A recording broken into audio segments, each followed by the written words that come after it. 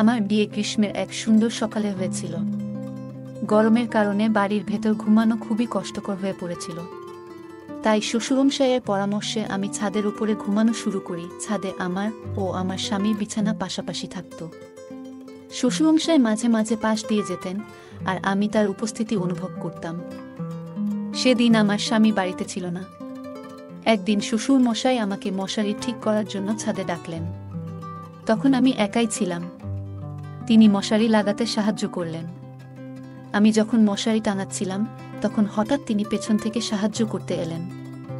আমি একটু অস্বস্তি অনুভব করলেও বিষয়টি বুঝতে চেষ্টা করলাম। রাত গভীর হয়ে আসছিল। আমরা দুজনেই নিজের নিজের জায়গায় গিয়ে শুয়ে পড়েছিলাম। ঘুমিয়ে যাওয়ার পর হঠাৎ শরীরে কারো স্পর্শ অনুভব করলাম। ভয়ে ভয়ে চোখ খুলে দেখি সামনে আমার শ্বশুর। আমি অবাক হয়ে গেলাম এবং কথা বলার মতো শক্তি খুঁজে পাচ্ছিলাম না। তিনি শান্তভাবে বললেন, বৌমা, চিন্তা করো না। আমার মনে কিছু মিশ্র অনুভূতি তৈরি হলো। আমার স্বামী আমাকে সবসময় ব্যস্ততার কারণে সময় দিতে পারতেন না। ফলে আমার জীবনে এক ধরনের শূন্যতা কাজ করছিল। তাই আমি আর শ্বশুর মশাই, বন্ধুরা রেডি হয়ে যাও, আজকের গল্পটা অনেক বেশি স্পেশাল। আশা করছি তোমাদের ভালো লাগবে। তাই গল্পগুলো ভালো লাগলে ভিডিওটি লাইক, শেয়ার এবং চ্যানেলটি সাবস্ক্রাইব করো। আমার নাম পূজা। আমি দেখতে অনেক সুন্দর ছিলাম। গায়ের রং ছিল ফর্সা, যা আমাকে আরও আকর্ষণীয় করত। আমি আমার শরীরের অনেক যত্ন নিতাম। তাই বাইরে বের হলে আমার দিকে সবাই চেয়ে থাকত। আমি অনেক কম বয়সে বিয়ে করেছিলাম। আমার রূপ দেখে আমার স্বামী আমার প্রেমে পড়ে আমাকে বিয়ে করেছিল। বিয়ের পর আমার জীবনে এমন অনেক অভিজ্ঞতা হয়েছে, যা আমি আপনাদের সঙ্গে ভাগ করতে চাই। আমার বিয়ে যখন হয়, তখন আমার বয়স বেশ কম ছিল। এটি ছিল সম্পূর্ণ আমার ইচ্ছার সিদ্ধান্ত। বিয়ের পর আমি আমার নতুন পরিবারের সঙ্গে মানিয়ে নেওয়ার চেষ্টা শুরু করি। আমার পরিবারে আমার স্বামী, বড় দেবর এবং বড় যা ছিলেন। আমার বড় দেবরের বয়স ছিল প্রায় 40 বছর। আমার স্বামী প্রীতম একদিন আমাকে বলেছিলেন যে তার বড় ভাই শুধু ভাই নন, তার কাছে পিতার মতো। তিনি বেশিরভাগ সময় বাইরেই থাকতেন। আমিও তার প্রতি শ্রদ্ধার সম্পর্ক বজায় রেখেছিলাম। আমার স্বামীর তখন বয়স ছিল 22 বছর এবং আমরা অনেক কম বয়সে বিয়ে করেছিলাম। আমি তখন 18 বছরের ছিলাম। নিজের শরীর ও মন ভালো রাখার জন্য নিয়মিত ব্যায়াম করতাম, যা আমাকে আরও প্রাণবন্ত থাকতে সাহায্য করত। আমার শাশুড়ির তুলনায় আমি একটু বেশি উদ্যমী ছিলাম, যা পরিবারে আলাদা একটা পরিবেশ তৈরি করেছিল। আমার শাশুড়ি শারীরিকভাবে চলাফেরা করতে পারতেন না এবং তিনি সবসময় হুইল চেয়ারে বসে থাকতেন। তাই আমাদের বিয়ের সময় শ্বশুরমশাই আমাদের সকল আয়োজন এবং অভ্যর্থনার দায়িত্ব নিয়েছিলেন। আমাদের বিয়ের পর 2 দিন কেটে গিয়েছিল, কিন্তু আমি এবং প্রীতম একসঙ্গে সময় কাটানোর সুযোগ পাইনি। বিয়ের পরের দিন শ্বশুরমশাই প্রীতমকে দোকানের কাজে বাইরে পাঠিয়ে দিয়েছিলেন। তার একটি বড় কাপড়ের দোকান ছিল। প্রীতম আমাকে বলেছিল তার বাবা খুব ছোট একটি দোকান দিয়ে শুরু করেছিলেন এবং পরে 3টি দোকানের মালিক হয়েছেন। এখন দোকানে অনেক কর্মচারী কাজ করত, যারা প্রীতমের বয়সী। প্রীতমও ধীরে ধীরে তার বাবার ব্যবসার কাজ শিখছিল। সে কয়েকদিনের জন্য কাজে গিয়েছিল। 2 দিন পরে প্রীতম বাড়ি ফিরে এলো। সেদিন রাতে আমরা প্রথমবার একসঙ্গে ঘুমাতে যাই। প্রীতম ঘরের দরজা বন্ধ করল। কিছুক্ষণ পর দরজায় কড়া নাড়ার শব্দ হলো। দরজা খুলে দেখি শ্বশুরমশাই দাঁড়িয়ে আছেন, হাতে দুধের গ্লাস। তিনি প্রীতমকে দুধ দিলেন এবং প্রীতম দরজার সামনে দাঁড়িয়ে তা পান করল। এরপর শ্বশুরমশাই গ্লাস নিয়ে চলে গেলেন। প্রীতম যখন ঘরে ফিরল, তখন আমি তাকে জিজ্ঞেস করলাম দুধ সম্পর্কে। সে হেসে লাজুক ভঙ্গিতে বলল তার বাবা তাকে নিয়ে খুব চিন্তা করেন। এটি ছিল আমাদের বিয়ের পর প্রথম রাত। দুধ নিয়ে আর বিশেষ কিছু না বলেই প্রীতম আলো নিভিয়ে দিল।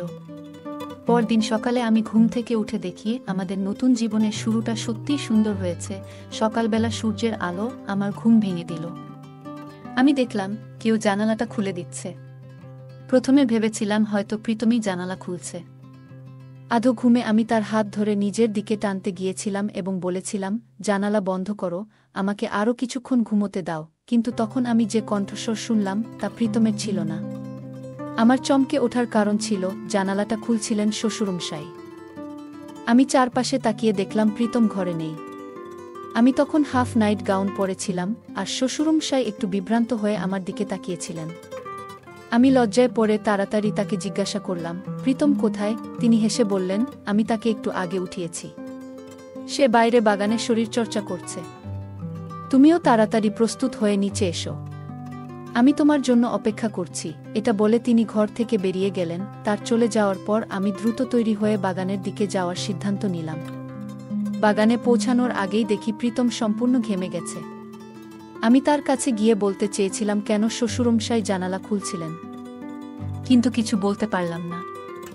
শ্বশুরমশাইয়ের সামনে আমি তখন একটু অপ্রস্তুত ছিলাম। শরীরচর্চা নিয়ে আমার তেমন ধারণা ছিল না, তবে শ্বশুরমশাই আমাকে বললেন, যদি তুমি নিয়মিত শরীরচর্চা করো তবে তুমি নিজেকে আরও ভালোভাবে সুস্থ রাখতে পারবে। এরপর থেকে শরীরচর্চার গুরুত্ব সম্পর্কে জানতে এবং শিখতে শুরু করলাম। আমাদের বাড়ির একটি বড় বাগান ছিল, যা সত্যিই মনোমুগ্ধকর। একদিন সকালে শ্বশুরমশাই আমাকে বললেন, তুমি যদি শরীরচর্চা শুরু করো তবে নিজেকে আরও ভালোভাবে সুস্থ রাখতে পারবে। আমি তার সঙ্গে শরীরচর্চা শুরু করার সিদ্ধান্ত নিলাম। প্রথমে আমরা একসঙ্গে বাগানে হাঁটাহাঁটি করতে শুরু করলাম। কিছুক্ষণ পরে তিনি আমাকে সহজ কিছু ব্যায়াম শেখাতে শুরু করলেন। যখন তিনি আমাকে কোমরের ব্যায়াম দেখাচ্ছিলেন, তখন তিনি আমার অঙ্গভঙ্গি ঠিক করতে সাহায্য করছিলেন। এই সময় প্রীতম আমাদের দিকে তাকিয়েছিল, কিন্তু শ্বশুরমশাই তাকে বললেন, তোমার ব্যায়াম শেষ হয়েছে, এবার তুমি ভেতরে যেতে পারো। প্রীতম বাড়ির ভেতরে চলে গেল, আর আমি শ্বশুরমশাইয়ের সঙ্গে ব্যায়াম চালিয়ে গেলাম। ব্যায়ামের সময় শ্বশুরমশাই প্রায়ই আমাকে কিছু বিশেষ ভঙ্গি ঠিক করার জন্য সাহায্য করতেন। যদিও মাঝে মাঝে আমি একটু লজ্জা পেতাম, তবে বুঝতে পারতাম যে তিনি শুধুমাত্র আমাকে সঠিকভাবে শেখানোর চেষ্টা করছেন। তিনি আমাকে আরও কিছু কঠিন ব্যায়াম, যেমন পুশ আপ করতে বললেন। তবে আমি বললাম, আজ আমি খুব ক্লান্ত, এটা পরে করব। তারপর আমি সরাসরি আমার ঘরে চলে এলাম। এই মুহূর্তগুলো আমাকে নতুন কিছু শিখতে সাহায্য করেছিল। শ্বশুরমশাইয়ের অভিজ্ঞতা আমাকে ব্যায়াম এবং শারীরিক সুস্থতার গুরুত্ব সম্পর্কে আরও সচেতন করেছিল। প্রীতমও পরে আমাদের সঙ্গে শরীরচর্চায় যোগ দিল, যা আমাদের সম্পর্ককে আরও সুন্দর করে তুলেছিল। স্নান করে আমি বাথরুম থেকে বেরিয়ে এসে ঘরের দরজা বন্ধ করলাম। প্রীতমের সঙ্গে কথা বলার সময় বললাম, আমাদের বিয়ে হয়েছে এখনো 1 সপ্তাহ হয়নি, কিন্তু তুমি সব সময় তোমার বাবার কথা শোনো কেন? নতুন বউয়ের প্রথম রাতের পরে কেন সকাল সকাল শ্বশুরমশাই ডেকে তুলবেন? এই ব্যায়ামটা আমি কাল থেকে আর করতে চাই না। প্রীতম তখন হেসে বলল, বাবা যা করছেন তা আমাদের ভালো থাকার জন্য। আমরা অনেক কম বয়সে বিয়ে করেছি, আর বাবা এটি আনন্দের সঙ্গে মেনে নিয়েছেন। আমাদের শরীর ভালো রাখতে তিনি ব্যায়াম করতে বলছেন। কম বয়সে বিয়ে করলে শরীর ও মন সুস্থ রাখা খুব জরুরি। বাবা সব কিছু ভেবে আমাদের জন্য এই নিয়ম করেছেন। প্রীতমের কথা শুনে আমি চুপ করে গেলাম। এরপর তৈরি হয়ে আমি হোলঘরে গেলাম। আমার শ্বশুরবাড়িতে একজন কাজের মহিলা ছিল, যিনি প্রতিদিন সকাল 7টায় বাড়িতে কাজ করতে আসতেন। বিয়ের পর থেকে আমি শাশুড়ির সঙ্গে খুব বেশি কথা বলিনি। কখনো দেখতাম তিনি আমার দিকে রাগী চোখে তাকাচ্ছেন, আবার কখনো হালকা হেসে দিচ্ছেন। তার মনের ভাব বোঝা আমার পক্ষে তখনও কঠিন ছিল। তবে আমি জানতাম এই বাড়ির প্রতিটি মানুষই এখন থেকে আমার পরিবারের অংশ। সেদিন দুপুরে বাড়িতে শুধু আমি আর শাশুড়ি ছিলেন। আমি ঘরে বসে খুবই একঘেয়ে লাগছিল, তাই ভাবলাম তার সঙ্গে একটু গল্প করি। আমি তাকে প্রথমে একটু গম্ভীর ভেবেছিলাম, কিন্তু হয়তো তিনি তা নন। যখন তার ঘরের দরজায় গেলাম, তিনি খুব আন্তরিকভাবে বললেন, এসো, ভিতরে আসো। আমি তার কাছে গিয়ে বসতেই তিনি আমার মুখে হাত বুলিয়ে বললেন, তুমি সত্যিই তোমার নামের মতোই সুন্দর। সেই মুহূর্তে আমি বেশি কথা বলিনি, কিন্তু তার আন্তরিকতা আমাকে মুগ্ধ করেছিল। দেখতে দেখতে আমাদের বিয়ের 15 দিন হয়ে গেল। সেই সময় প্রচণ্ড গরম পড়েছিল, আর রাতে ফ্যানের নিচে ঘুমানো কষ্টকর হয়ে উঠছিল। এই নতুন পরিবেশে মানিয়ে নেওয়া এবং নতুন সম্পর্কগুলোর গুরুত্ব বুঝতে আমার জন্য প্রতিটি দিনই ছিল নতুন অভিজ্ঞতার এক অধ্যায়। এই গরমের দিনগুলোতে ঘুমানো সত্যিই কঠিন হয়ে উঠছিল। আমি ভাবলাম বাড়িতে এই বিষয়টা আলোচনা করা দরকার। পরের দিন রাতের খাবারের সময় আমরা সবাই একসঙ্গে বসেছিলাম। তখন আমি বললাম, প্রীতম, গরমটা খুবই বেড়ে গেছে, আমাদের হয়তো একটা কুলার কিনে ফেলা উচিত। কিন্তু প্রীতম কিছু বলার আগেই শ্বশুরমশাই উত্তর দিলেন, কুলারের কোনো দরকার নেই। কুলারের বাতাস শরীরের জন্য ভালো নয়। আমাদের বাড়ির বড় ছাদ, প্রাকৃতিক ঠান্ডা হাওয়া আসে, সেখানে ঘুমানোর ব্যবস্থা করলে সেটাই ভালো হবে। শ্বশুরমশাইয়ের কথায় আমি প্রথমে একটু অবাক হয়েছিলাম, তবে সেদিন কেউ তার কথার বিরোধিতা করল না, আমিও না। প্রীতম আর আমি তার কথায় সম্মতি দিলাম। তবে মনে মনে ভাবছিলাম, দেখি তো সত্যিই ছাদর ঠান্ডা হাওয়া কতটা আরাম দেয়া। সেই রাতেই সিদ্ধান্ত নিলাম ছাদ গিয়ে ঘুমানোর। শাশুড়ি ছাদে যেতে পারেননি, কারণ তার হুইল চেয়ার সেখানে পৌঁছানো কঠিন ছিল। তাই আমি, প্রীতম আর শ্বশুরমশাই মিলে ছাদ ঘুমাতে গেলাম। সেই রাতটা মিশ্র অভিজ্ঞতা নিয়ে এলো। সত্যিই ছাদের হাওয়া বেশ ঠান্ডা ছিল আর ঘুম ভালো হয়েছিল, কিন্তু মশারা বেশ ভোগালো। সকালে উঠে বুঝলাম, প্রাকৃতিক হাওয়া ভালো হলেও কিছু সমস্যার সমাধানও করতে হবে।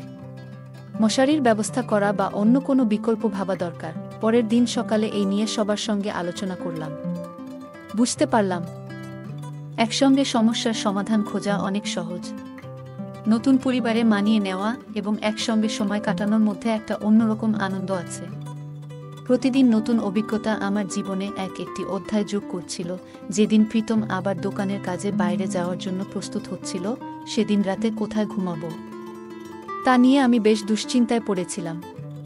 প্রীতম আমাকে বলেছিল, ছাদে ঘুমাতে কোনো সমস্যা নেই, বাবার কথা নিয়ে বেশি ভাবার দরকার নেই। তবুও আমি ঠিকমতো মনস্থির করতে পারছিলাম না।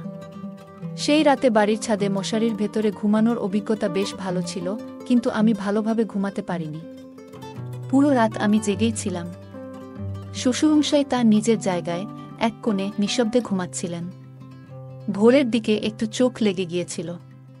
হঠাৎ ঘুম ভেঙে দেখি আমার হাত শ্বশুরমশাইয়ের হাতে রয়েছে। দেখে আমি হতভম্ব হয়ে গেলাম। দ্রুত আমার হাত সরিয়ে নিয়ে মশারির বাইরে চলে এলাম। বুঝতে পারলাম, ঘুমের মধ্যে হয়তো ভুলবশত এমনটা ঘটেছে। সেই দিনটা অন্যান্য দিনের মতোই কাটল, কিন্তু প্রীতম বাড়িতে ছিল না। রাত হলে আমি স্থির করলাম আর ছাদ গিয়ে ঘুমাবো না। শ্বশুরমশাইয়ের সঙ্গে ছাদে ঘুমাতে আমার একটু অস্বস্তি হচ্ছিল। রাতে অনেকক্ষণ পর্যন্ত আমি আমার ঘরেই ছিলাম।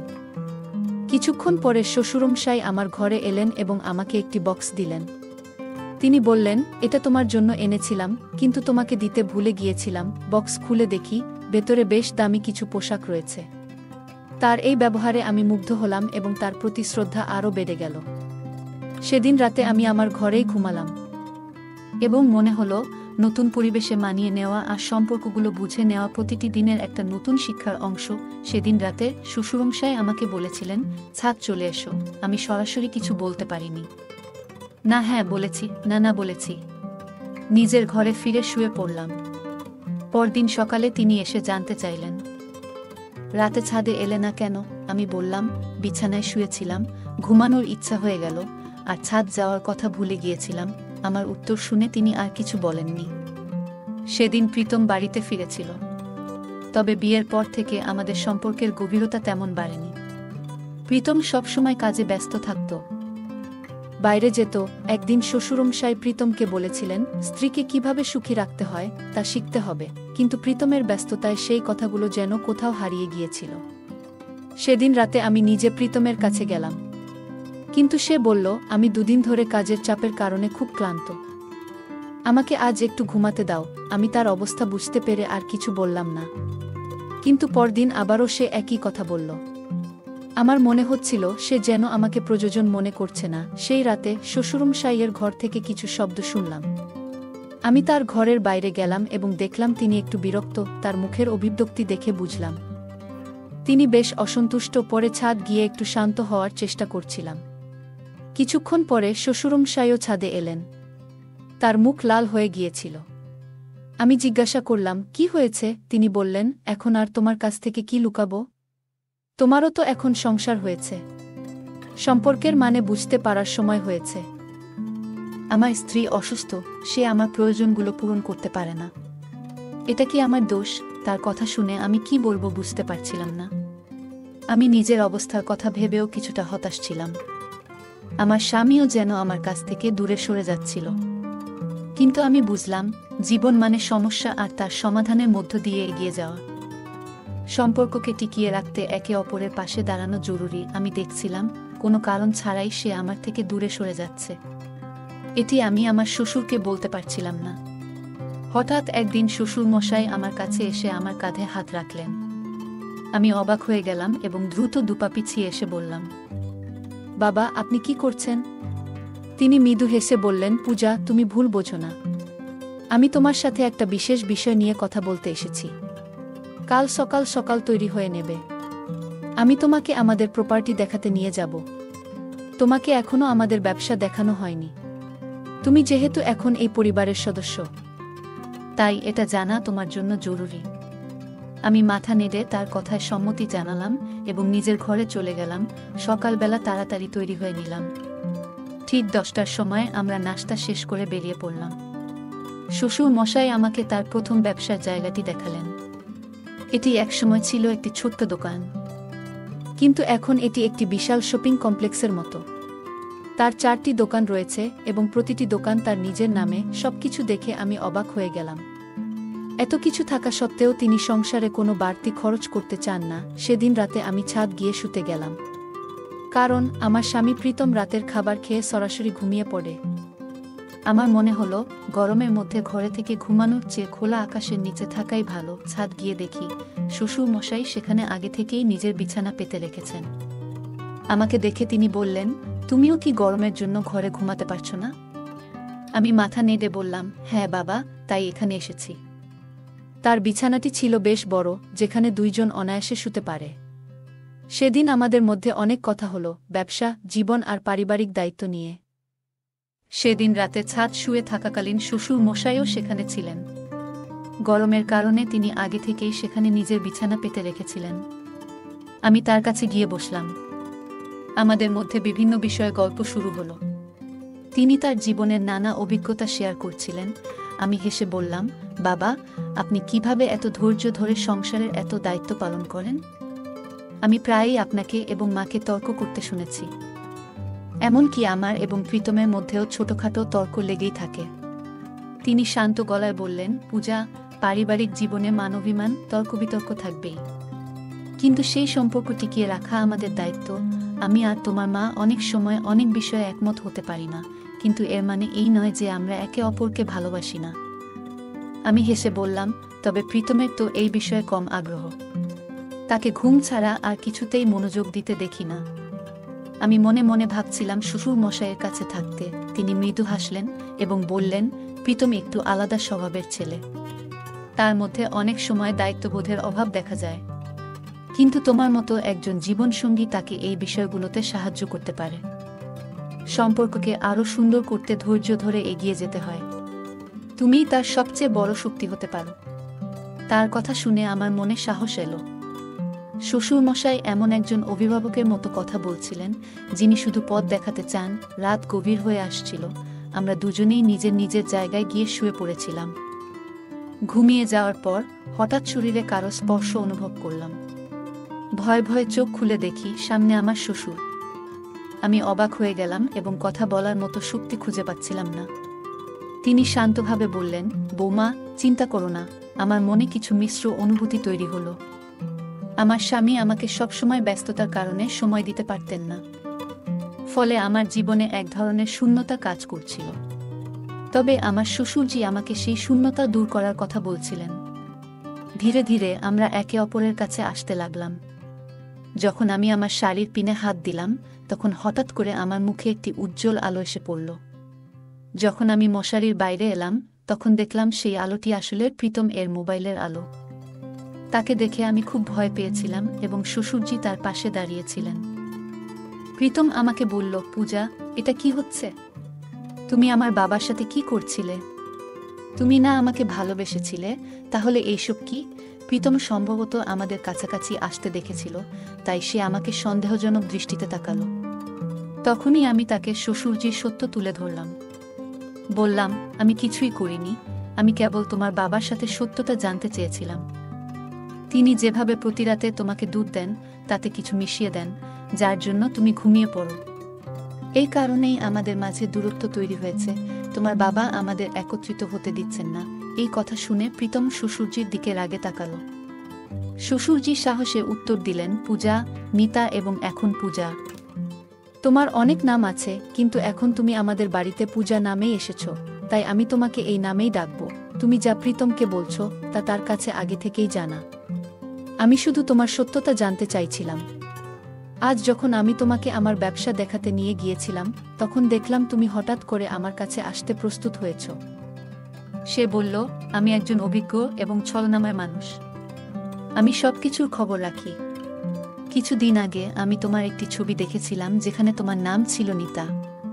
তুমি তোমার সৌন্দর্যের জোরে ছোট ছোট ছেলেদের প্রেমের জালে ফাঁসাতে অভ্যস্ত এবং তাদের বাড়ির সম্পত্তি লুট করতে চাও।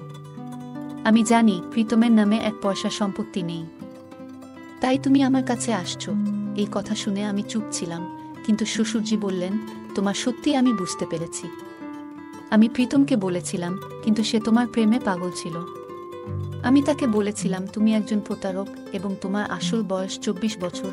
শ্বশুরজি একজন খুব চতুর ব্যক্তি, আমি আগে কখনো এমন কাউকে দেখিনি। এমনকি আমার বয়সও তিনি জানতেন। আজ আমাদের মাঝে যে কথা হয়েছে তাতে আমি হার মানব না। আমি প্রীতমকে বললাম, আমি তোমার সাথে বিয়ে করেছি। আমি আদালতে গিয়ে আমার সমস্ত অধিকার নিয়ে নেব। আমি তাকে ভয় দেখাতে চেয়েছিলাম, কিন্তু তিনি একটু কাঁপলেন না। আমার মনে হয়েছিল আমি খুব চতুর, কিন্তু আমি কেন জানি না ভাবিনি যে আমার থেকে বেশি চতুর কেউ হতে পারে। তিনি আগে থেকেই পুলিশকে খবর দিয়েছেন এবং ফিরে যাওয়ার প্রস্তুতি নিয়ে রেখেছেন। যখন আমাকে পুলিশ নিয়ে যাচ্ছিল তিনি বললেন, তুমি আমার কোনো ছেলের বিরুদ্ধে মামলা করতে পারবে না, কারণ সে কখনো তোমার দিকে এক আঙ্গুলও বাড়ায়নি। আমি যে উপার্জনের পথ বেছে নিয়েছিলাম তাতে কিছু বছর ভালো সময় কাটিয়েছিলাম এবং প্রচুর টাকা কামিয়েছি, কিন্তু শেষে আমাকে এমন কঠিন বাস্তবতার সম্মুখীন হতে হলো। আমি চাইতাম আমার সৌন্দর্য ব্যবহার করে টাকা উপার্জন করতে, কিন্তু যাদের প্রতি আমি সত্যি ভালোবাসা প্রদর্শন করেছি তাদের সঙ্গে আমি প্রতারণা করেছি।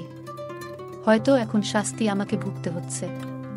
আজকাল তরুণরা অনেক সময় জানে না কিভাবে প্রেম বোঝাতে হয় এবং ভুল মানুষকে জীবনসঙ্গী হিসেবে বেছে নেয়। তারা বিশ্বাস করে, কিন্তু অনেক সময় এভাবে প্রতারণার শিকার হয়।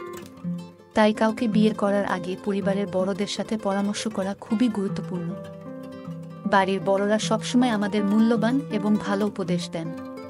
প্রেমে বা জীবনের কোনো সম্পর্কেই অন্ধভাবে বিশ্বাস করা উচিত নয়। কোনো সম্পর্ক গড়ে তোলার আগে সেই ব্যক্তির সত্যতা সম্পর্কে নিশ্চিত হওয়া প্রয়োজন। এই গল্পে প্রীতম শ্বশুরজির কথায় সতর্ক হয়েছিল এবং সত্য বের করতে পেরেছিল। গল্পের কেন্দ্রীয় চরিত্র তার সৌন্দর্যকে কাজে লাগিয়ে ভুল পথে সম্পদ অর্জনের চেষ্টা করেছিল, কিন্তু শেষমেশ সত্য প্রকাশিত হওয়ায় তার জন্য কঠিন শাস্তির মুখোমুখি হতে হয়। এটি দেখায় যে বাহ্যিক সৌন্দর্যের চেয়ে চরিত্র এবং সততা অনেক বেশি গুরুত্বপূর্ণ। গল্পের প্রতারক নিজের কাজের জন্য শাস্তি পেয়েছে, যা প্রমাণ করে যে প্রতিটি কাজের পরিণাম থাকে। তাই জীবনের প্রতিটি সিদ্ধান্ত সঠিকভাবে নেওয়া উচিত। গল্পটি আমাদের সততা, সচেতনতা এবং পরিবারের পরামর্শের গুরুত্ব শেখায়। এটি সতর্ক করে দেয় যে সম্পর্কের ক্ষেত্রে কোনো প্রতারণা বা অসততার আশ্রয় নিলে শেষমেশ তার জন্য কঠিন মূল্য দিতে হতে পারে। বন্ধুরা, যদি এই গল্পটি ভালো লেগে থাকে তাহলে দয়া করে ভিডিওটি লাইক করুন এবং আমাদের চ্যানেলটি সাবস্ক্রাইব করুন। পাশে থাকা বেল আইকনটি প্রেস করুন, যাতে করে আমরা যখনই নতুন ভিডিও আপলোড করি তার নোটিফিকেশন সবার আগে আপনার কাছে পৌঁছে যায়। ধন্যবাদ। দেখা হবে আমাদের পরবর্তী ভিডিওতে।